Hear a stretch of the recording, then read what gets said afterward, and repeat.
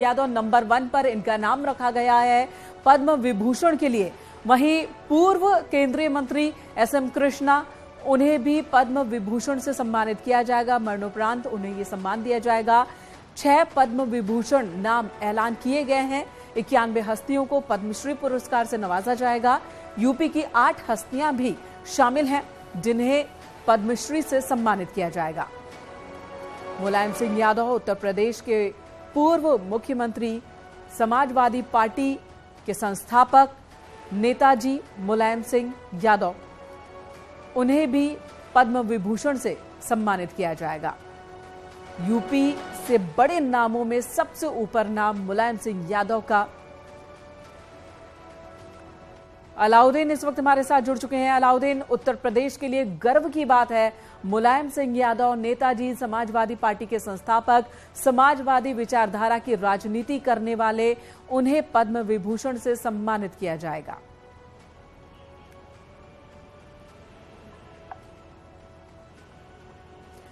अलाउद्दीन, आवाज मिल रही है आपको?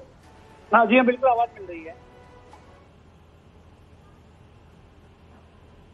हेलो जी, ये खबर आप तक भी पहुंच गई होगी, यूपी में हर घर तक पहुंच गई होगी। मुलायम सिंह यादव को पद्म विभूषण से नवाजा जाएगा, सम्मानित किया जाएगा।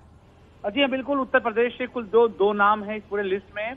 ऐसे में राजनेता के तौर पर मुलायम सिंह यादव का नाम होना अपने आप में न सिर्फ उत्तर प्रदेश की सियासी हलके के लिए बल्कि समाजवादी पार्टी के लिए भी तमाम नजरिए से उसको पॉजिटिव देखा जा रहा है। खासतौर से मुलायम सिंह यादव का अपना जो संघर्ष का इतिहास रहा, आपको याद होगा कि अभी 10 अक्टूबर को उनका निधन हुआ था। निधन के वक्त पूरा उत्तर प्रदेश क्या पूरे देश के तमाम राजनेता उनको श्रद्धांजलि अर्पित करने के लिए सही पहुंचे थे। जो उनका अपना पॉलिटिकल कैरियर था, केंद्र समेत राज्य में उन्होंने तमाम ऊंचाइयों को छुआ, नए अध्याय उन्होंने लिखे। तमाम चीजों को अगर देखा जाए तो उनके लंबे करोड़ों अनुयायी भी है। और शायद यही वजह है कि उन्होंने पॉलिटिकल पार्टी जो बनाई वो 25 सालों में उसने लंबा सफर तय करते हुए 4 बार उत्तर प्रदेश को मुख्यमंत्री दिया, खुद वो रक्षा मंत्री केंद्र में रहे। साथ में आपको याद होगा कि 90 के दशक में जब बहुत ज्यादा स्थिरता थी, किसी पॉलिटिकल पार्टी को लोकसभा में पूर्ण बहुमत नहीं मिला, वाकई अलाउद्दीन का रोल बहुत अहम रहा। उत्तर प्रदेश के मुख्यमंत्री रहे, केंद्र में मंत्री रहे, और एक लंबा वक्त था जब केंद्र में किसी भी पार्टी की सरकार बननी हो तो उसकी चाबी मुलायम सिंह यादव के हाथों में हुआ करती थी। आप बने रहे हमारे साथ। फखरुल हसन चांद जी भी हमारे साथ जुड़ चुके हैं, समाजवादी पार्टी के नेता हैं। हसन साहब, एक सम्मान की बात है समाजवादी पार्टी के साथ साथ पूरे प्रदेश के लिए। देखिए, समाजवादी विचारधारा को आगे बढ़ाने के लिए नेताजी ने पूरे जीवन गरीबों की, मजदूरों की, नौजवानों की, छात्रों की आवाज को बुलंद किया। नेताजी का हमेशा ये नारा था कि रोटी कपड़ा सस्ती हो, दवा पढ़ाई मुफ्ती हो, और हम समाजवादी उसी नारे को देखते हैं कि हम उसी विचारधारा पे हमें आगे चलना है। जो नेताजी ने हम नौजवानों को रास्ता दिखाया था, नौजवान उसी रास्ते पे चलेंगे। और आज सरकार ने जो पद्म भूषण का सम्मान देने का घोषणा की है, हम उसका स्वागत भी करते हैं। लेकिन हम सरकार से मांग करते हैं, भारत सरकार से मांग करते हैं कि नेताजी को भारत रत्न दिया जाए। जी, तो हसन साहब, आप कह रहे हैं कि भारत रत्न से नवाजा जाए मुलायम सिंह यादव को? जी बिल्कुल, भारत रत्न नेताजी को देना चाहिए, क्योंकि नेताजी ने जिस तरीके से देश की सेवा की, जब देश का नौजवान सरहद पे शहीद होता था तो उससे पहले उसका जो पार्थिव शरीर था वो उसके गांव, उसके घर नहीं आता था। और जब नेताजी देश के रक्षा मंत्री बने तो नेताजी ने उस नौजवान की उस पार्थिव शरीर को उसके गांव, उसके घर ले जाने के लिए वो व्यवस्था करने का, उसका सम्मान उनके परिवार तक उनका पार्थिव शरीर पहुंचे, इसके लिए काम किया। तो कहीं ना कहीं नेताजी का जो योगदान है देश में, चाहे वो जवानों के लिए हो या किसानों के लिए हो या छात्र नौजवानों के लिए, मजदूरों के लिए हो, तो उसको भुलाया नहीं जा सकता। नेताजी आज भी हम लोगों की यादों में जिंदा है। उनकी विचारधारा, उनके किए गए काम हमेशा जिंदा रहेंगे। हम रहे ना रहे, आप रहे ना रहे, नेताजी के विचार हमेशा जिंदा रहेंगे। हसन साहब, बहुत बहुत धन्यवाद बात करने के लिए न्यूज 18 से। तो आपने सुना फखरुल हसन चांद जी को, समाजवादी पार्टी के प्रवक्ता हैं, इनका कहना है कि ये खुश हैं, पूरी पार्टी खुश है इस बात से कि मुलायम सिंह यादव को पद्म विभूषण से नवाजा जाएगा। केंद्र सरकार ने ये फैसला लिया है, बहुत ही सही फैसला लिया है, ये इनका कहना है। लेकिन साथ ही यहीं से एक मांग भी वो रख रहे हैं कि भारत रत्न से नवाजा जाना चाहिए मुलायम सिंह यादव को। दिवंगत नेता मुलायम सिंह यादव, उनको भारत रत्न की मांग कर रहे हैं हसन साहब।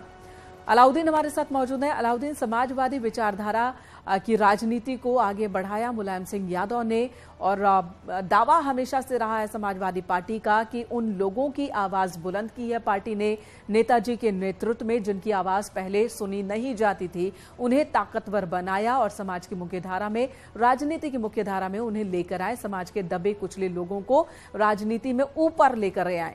और अब जब ये फैसला लिया गया है पद्म विभूषण से सम्मानित करने का मुलायम सिंह यादव को मरणोपरांत, तो इसका स्वागत कर रहे हैं और साथ ही भारत रत्न की मांग कर रहे हैं। अजीब, समाजवादी पार्टी की तरफ से इस तरह की मांग तब हुई थी जब 10 तारीख को उनका निधन हुआ था।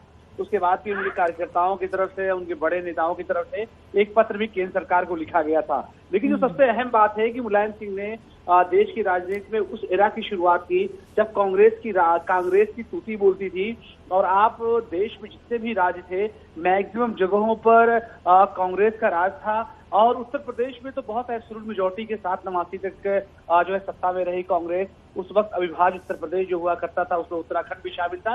यानी आप मान के चले तत्कालीन उत्तर प्रदेश उत्तराखंड में जो है कांग्रेस की सरकार हुआ करती थी। तो ऐसे में उसको चैलेंज करने का जो सबसे बड़ा जो है क्रेडिट जाता है नॉन अलाइनमेंट या अपोजिशन को, वो क्रेडिट सीधा मुलायम सिंह यादव को जाता है। और चौधरी चरण सिंह ने वो अलग जगाई थी उत्तर प्रदेश में, तो कांग्रेस के सामने उन्होंने चैलेंज पैदा किए थे। लेकिन आप मान के चले चौधरी चरण सिंह ने भी जब एक नौजवान नेता के तौर पर चुनाव करने का समय आया था तो उन्होंने अपने पुत्र की जगह पर मुलायम सिंह यादव को चुना था, और मुलायम सिंह यादव को ही नेता पोजीशन बनाए जाने की बात उन्होंने रखी थी। और चौधरी चरण सिंह के हाथ रखने के बाद ही मुलायम सिंह ने उसके बाद जो ऊंचाइयां छूनी शुरू की, उसका अंत हम सब ने देखा था इसी जो है पिछले साल के अक्टूबर में हुआ। तो ऐसे में मुलायम सिंह की शख्सियत बिला शक शुबह एक गांव से निकल करके थी, और उन्होंने नए एरा को लिखा, क्योंकि वो खानदानी तौर से राजनेता नहीं थे।